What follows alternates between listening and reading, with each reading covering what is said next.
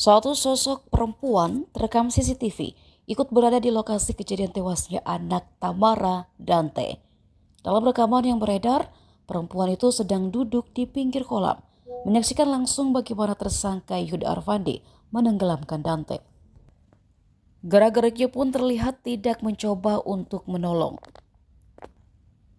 Kini terungkap sosok tersebut adalah anak dari Yuda. Kasubdit Jatanras Ditreskrimum Polda Metro Jaya AKBP Rovan Richard membenarkan bahwa anak perempuan baju pink itu adalah anak kandung dari tersangka sendiri. Akan tetapi Rovan enggan berbicara banyak soal anak kandung dari Yuda Arvandi tersebut.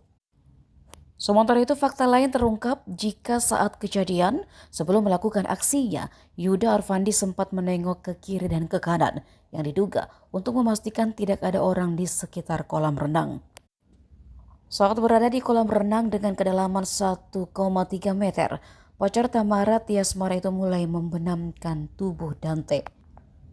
Wira menuturkan bahwa Yuda membenamkan Dante dengan durasi yang bervariatif, mulai dari 2 detik hingga 54 detik. Hingga pada akhirnya Dante pun mulai kesulitan bernapas dan meninggal dunia.